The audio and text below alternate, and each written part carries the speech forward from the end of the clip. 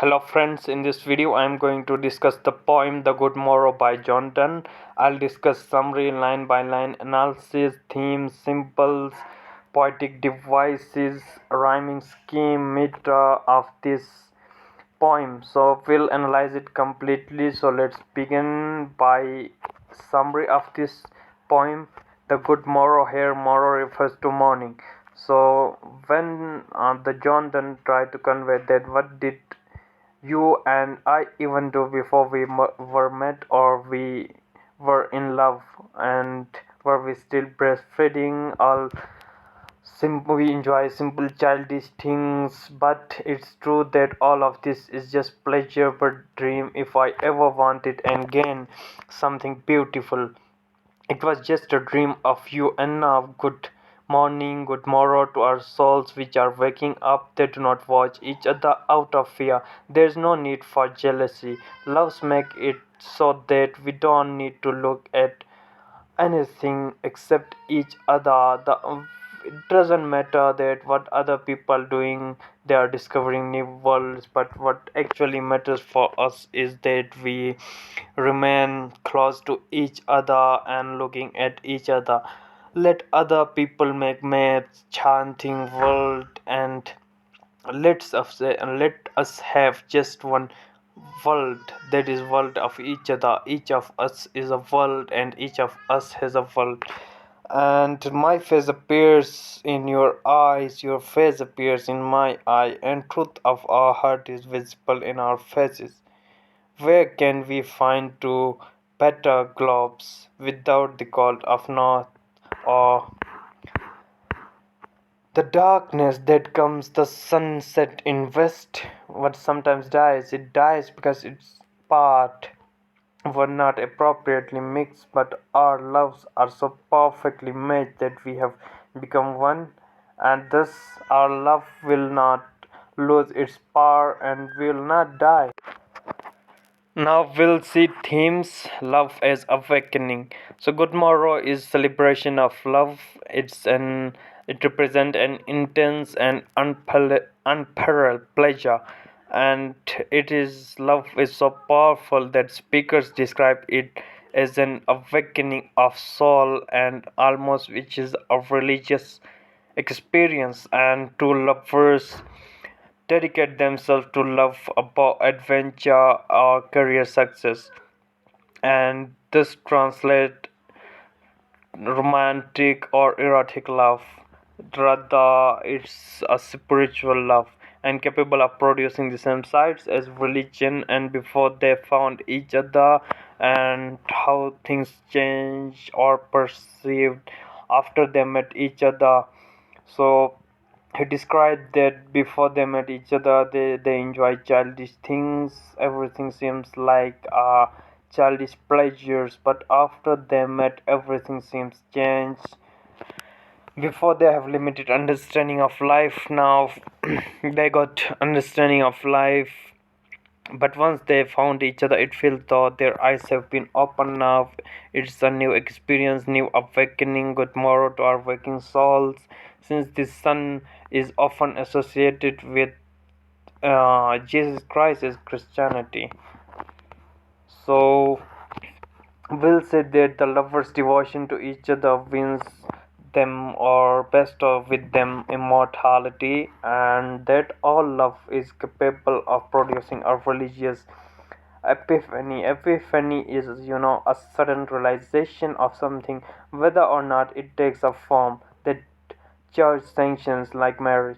It will occur in line 1 to 21, and next theme is exploration and adventure.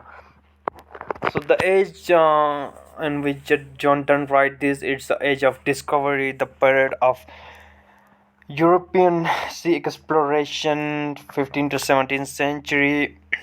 Sea discoveries, new world map, him and hemispheres. People were eager about them, but for Jordan, he is something different. He found his love, and this world of love with his lover, that is all meant to him. And speakers find love so pleasurable that he or she proposes to withdraw from world in order to dedicate him or herself entirely to love. For the speaker, then love creates its own world to explore. The speaker says that instead of crossing the oceans or mapping foreign countries, they should stay in bed and gaze at each other's eyes. That's all meta for him, and in lover's world is not totally separate from wider world. Instead, it recreates it in its miniature, the smaller version of a bigger thing, essentially resulting in microcosm, a technique used in Renaissance to represents to cover it's a concept that the human body is a model of entire universe. So he represents his room with his lover as miniature version of whole world, and it reproduces entire world itself within lovers relationship, and it will occur in line 8 to 21. And now we'll see line by line analysis. Line 1 to 4. I wonder by my troth what thou and I did till we loved, were we not weaned till then, but sucked on country pleasures childishly or snowy in seven slippers then. So the speakers began by asking series of questions, of obviously a rhetorical question that demands no answer direct at his lover. The speakers want to know what the two lovers did before they fell in love or before they met, and their pleasures were childish, but after their meeting things have been changed, and there is allusion to a myth of seven sleepers there, who are the group of young people who hid in a cave for 300 years to escape a religious persecution. And the speaker and lover were thus like pious Christians. Now they woke up. Okay, he compared after they woke. So it's wake uping of their souls. And line 5 to 7, 'twas so, but this all pleasures fancies be. If ever any beauty I did see, which I desire and get, 'twas but a dream of thee. So the speaker offers an answer to rhetorical question, and the speaker then goes on to offer a kind of moral. All pleasures and desires the speaker's experience before meeting lover were at best a dream of lover. Even before they met, the lover has a concept in his mind about his lover. Obviously, we all do have with some, we imagine some a perfect, a paragon, ideal personality in our mind that our lover should be like this and that, and he just find his lover. So yes, obviously, when the person fits into that ideal person, you felt in love with him, and that's how true love. So the speaker then goes on to offer, okay, then he said, he described that there were only images of pleasure and experience of relationship with his lover. So this is the unnecessary detail of rhyming scheme, we'll see later on. And so in this stanza, the break between line 1 to 4, line 5 to 6 act as a kind of miniature volta, a shift in a poem, and that is a point where the poem takes a turn in its thinking tone or meaning. And line 8 to 11, and now good morrow to our waking souls, which watch not one another out of fear, for love or love of other size control, and makes one little room everywhere. So the morning described here serves as a symbol for awakening souls of speaker and his lover, and it's a morning for their souls which are just now waking up and encounter reality for the first time. And sun is symbol of Jesus Christ in Christianity, and awakening of lovers. So it's compared to resurrection of Jesus, awakening of lover souls, or religious experience. The speaker notes that there is no jealousy in love, The lovers don't need to watch each other carefully to see if their attention is wandering. Love limits their sight. So love make a little room everywhere. Microcosm is used there to make entire universe in in room a miniature version. So if it's substitute for all other pleasures and riches in the world, microcosm, as I already described. Line 12 to 14. Let's see, discovers to new world have gone. Let maps to other world on worlds have shown. Let us possess one world, each hath one and is one. The speaker says that other people the sea discovers to discover new worlds can cross oceans, map, explore the Americas by Columbus at that time, and the speaker argues that each of their bodies is a world unto itself, and the only thing that matters for him and his lover is that they just met each other, sit together, and enjoying their relationship, the virtue of their love, then each lover already has access to a whole world. And we'll see the next lines 15 to 18. My face in thine eye, thine in mine appears, and true plain hearts do in faces rest. Where can we find two better hemispheres without sharp north, without declining west? So the speaker zooms in even further, claiming that the true lovers' eyes are world unto themselves, and they are so close together that they can see their faces in each other's eye, and in their faces they can see each other's plain heart, the truth of who they are and what they are care about. It's all.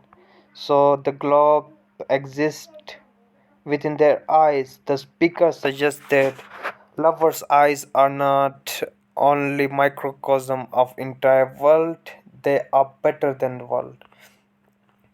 And the eye is at center of their relationship, and lovers form a symmetrical shape around this idea of gazing each other. 9 line 19 to 21. Whatever dies was not mixed equally. If our two lovers loves be one, or thou and I love so alike that none do slacken, none can die.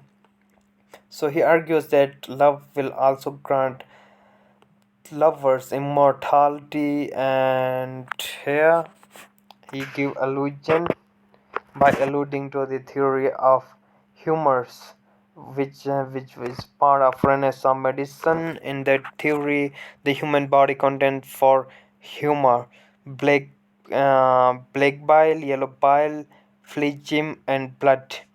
An improper balance causes disease and even death. And hence the speaker's assertion in line 19, whatever dies was not mixed equally. So he's talking about the purity of their love, which grant them immortality, and which gave the proper balance like that medicine, and which work perfectly. And the symbols in this poem, the morning the true lovers have spent their bed together and watching the sunrise. And here sun symbolizes rebirth, and it closely associated with Jesus Christ's resurrection. And morrow in this poem symbolize of learning, realizing something so important that it feels like profound insight linked together. And the lovers have spent the night together, experience awakening of their souls. Akka in line 8. Okay. And second symbol is little room, and he proposes they abandon the rest of the world and stay there forever. And this is like a little place.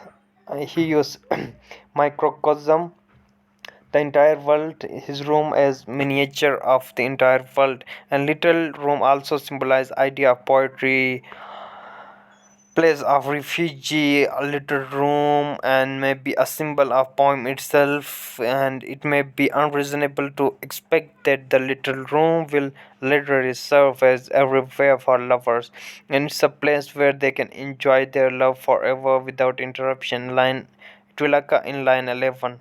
And next symbol is heart. Heart, a symbol of love, close emotional bond.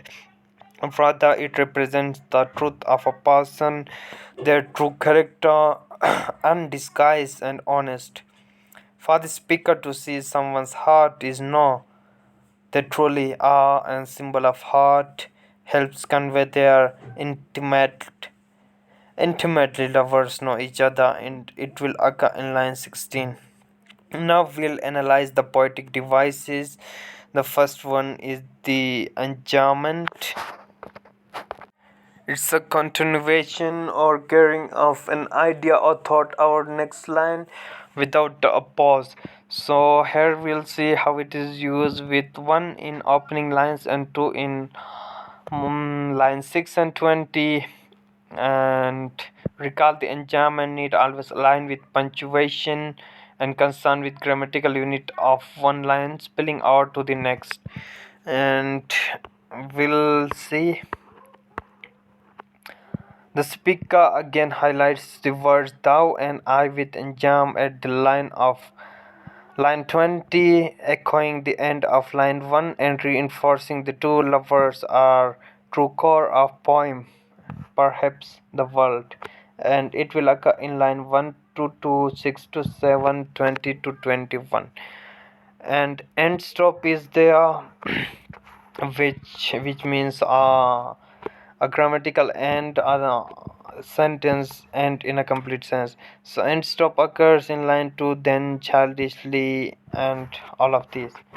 And kasura is also there. Kasura is a pause that occurs in poetry, usually marked by some form of punctuation, a period, comma, dash, or semicolon.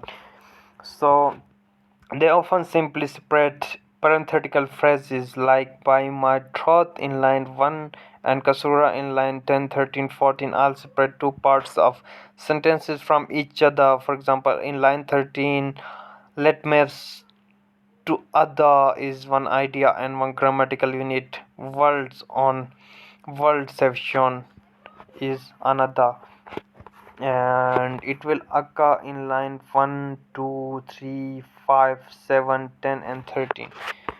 And next poetic device, apostrophe, is used there. Apostrophe in literature is a literary device used to address to someone who didn't respond, and the speaker's lover doesn't reply to speaker, and speaker shares no meaningful details about lover.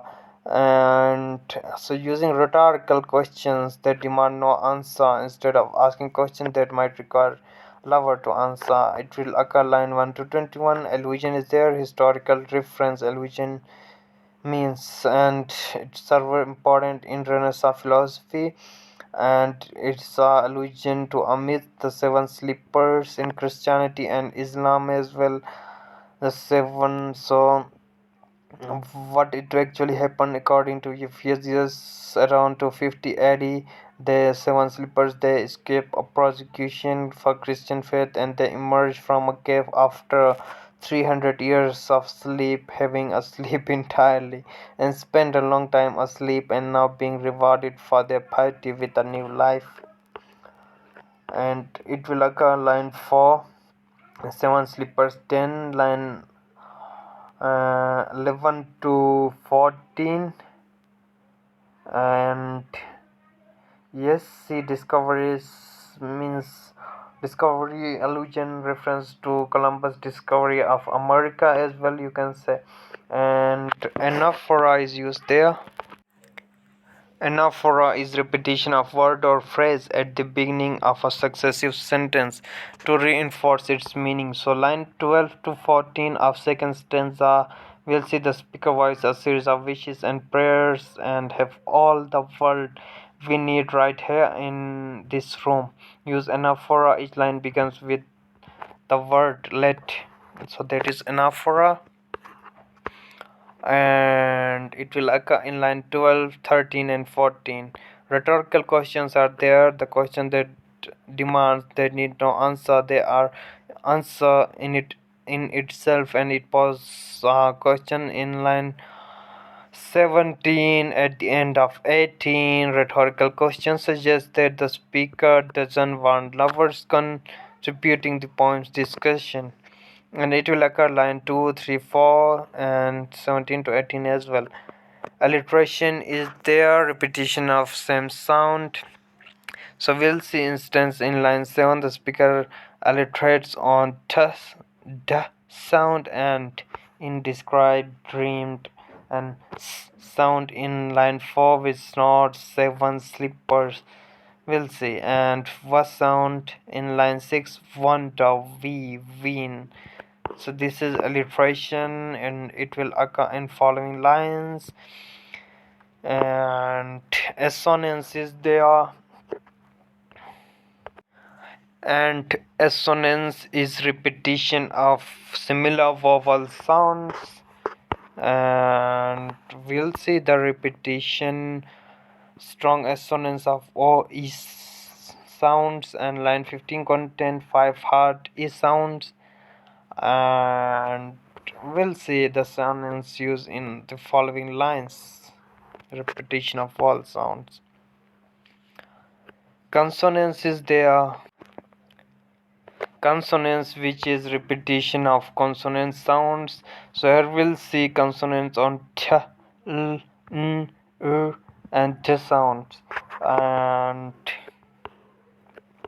it will appear in the following lines. So chiasmus is another literary device which is used to in which two or more clauses are balanced against each other by reversal of their structure in order to produce an artistic effect. So here we'll see in line 15, my face in thine eyes, thine in mine. So these lines describe how speaker's face appears in lover's eyes and vice versa, and so it will appear okay in line 15. So this is vocabulary, difficult words meaning troth, I swear, thou, you, win, mature, country, pleasure, unsophisticated, pleasure, snorted, snow, and morrow, morning, okay, and slacken, diminish or decrease in strength. So the form of this poem has 3 stanzas, each with 7 lines. As far as meter is concerned, it has 2 meters. First 6 lines of each stanza iambic pentameter with 5 poetic feet, and the final lines of each iambic hexameter which contains 6 poetic feet. And we'll see the rhyming scheme. Where is it? Yes, the first 4 lines of each stanza are rhyming quatrain A B A B. The speaker anonymous lover, and the setting end of Queen Elizabeth reign in England, end of 16th century. Literary context end of 1590s. Okay, so these are further more resources on that. Hope you understand. The notes are in the description. Thank you for watching.